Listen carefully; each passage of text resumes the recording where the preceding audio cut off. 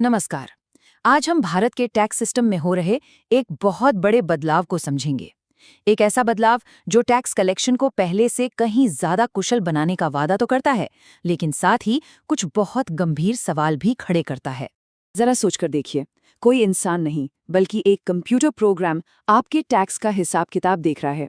भारत का नया digital tax system कुछ इसी आइडिया पर बना है। तो चलिए इसी की तह तक चलते हैं। सबसे पहले ये समझना जरूरी है कि सरकार का विजन क्या है।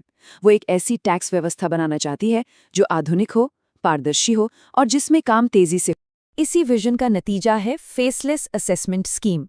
ये इनकम टैक्स एक्ट के सेक्शन 144B के तहत आती है। इसका मकसद बहुत सीधा है, टैक्स ऑफिसर और टैक्स पेयर के बीच सीधे संपर्क को खत्म कर देना, ताकि भ्रष्टाचार और किसी भी तरह के पक्षपात की गुंजाइश ही न रहे।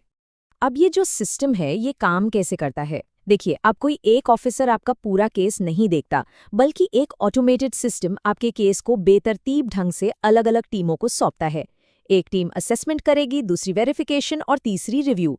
मतलब ये व्यक्ति आधारित से प्रक्रिया आधारित सिस्टम की तरफ एक बहुत बड़ा बदलाव है। और बात यहीं खत्म नहीं होती। सरकार डेटा एनालिटिक्स का इस्तेमाल करके लोगों को खुद से टैक्स भरने के लिए भी प्रोत्साहित कर रही है। इसी प्रूडेंट फिलॉसफी पर आधारित है नज पहल। इसका काम क्या है? ये विदेशों से मिले डेटा का इस्तेमाल करके टैक्स पेयर्स को धीरे से याद दिलाती है कि उनकी कुछ विदेशी संपत्ति है जिसे शायद उन्होंने घोषित नहीं किया है। और आपको जानकर हैरानी होगी कि पहले नज अभियान के नतीजे वाकई काफी शानदार रहे। जी हाँ, 29,000 करोड़ रुपए से भी ज्यादा। ये वो रकम है जो लोगों ने इस अभियान के बाद खुद आगे आकर अपनी अघोषित विदेशी संपत्ति के तौर पर बताई। ये दिखाता है कि डेटा का सही इस्तेमाल करने से बिना किसी सख्ती के कितने बड़े नतीजे मिल सकते हैं। लेकिन जैसा कहते हैं ना, हर सिक्के के दो पहलू होते हैं। इस शक्तिशाली डिजिटल सिस्टम का एक दूसरा पहलू भी है जो थोड़ा नुकीला है। चलिए देखते हैं कि ये कैसे एक नए तरह का जोखिम पैदा कर रहा है। इनकम टैक्स बिल 2025 ये सरकार की तलाशी की शक्तियों को एक ऐसे दायरे में ले जाता है जिसकी परिभाषा बहुत ही अस्पष्ट है। और यही है वो शब्द जो सारी बहस के केंद्र में है, वर्चुअल डिजिटल स्पेस।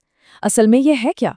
इसकी कोई साफ कानूनी परिभाषा नहीं है और यहीं से सारी दिक्कत शुरू होती है। जैसा कि हम देख सकते हैं, इसमें हमारे email, cloud account, encrypted devices और यहाँ तक कि हमारी लोकेशन हिस्ट्री भी शामिल हो सकती है। और अधिकारियों को ये सब एक्सेस करने के लिए सिर्फ मामूली शक या विश्वास करने का कारण होना ही काफी है। आलोचकों का कहना है कि ये दायरा खतरनाक रूप से बहुत छोटा है।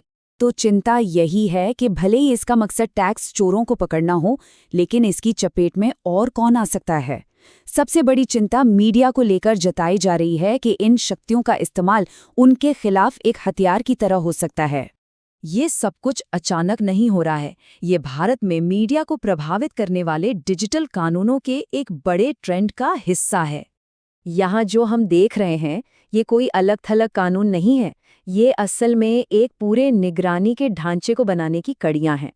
पहले आईटी नियमों से ऑनलाइन कंटेंट पर कंट्रोल बढ़ा, फिर डेटा एक्ट आया जिसने पत्रकारों के लिए नई मुश्किलें खड़ी की, और अब ये इनकम टैक्स बिल अपनी व्यापक डिजिटल तलाशी शक्तियों के साथ, ये सब मिलकर एक बहुत शक्तिशाली ढांचा बनाते हैं। अब सवाल ये उठता है कि सरकार को इतने शक्तिशाली अधिकारों की जरूरत महसूस ही क्यों हो रही है? इसको समझने के लिए थोड़ा पीछे हटकर बड़ी तस्वीर देखनी होगी। ये चार्ट असल में उस दबाव को दिखाता है। देखिए, भारत में प्रॉपर्टी पर लगने वाले टैक्स मतलब स्टैंप ड्यूटी दुनिया में सबसे ज्यादा में से है। और जब टैक्स की दरें इतनी ज्यादा होती हैं तो टैक्स चोरी का लालच भी उतना ही बढ़ जाता है। और इसी वजह से सरकार को लगता है कि उसे सख्ती से लागू करने वाले सिस्टम की जरूरत है। और यही हम अपनी मूल दुविधा पर वापस आ जाते हैं।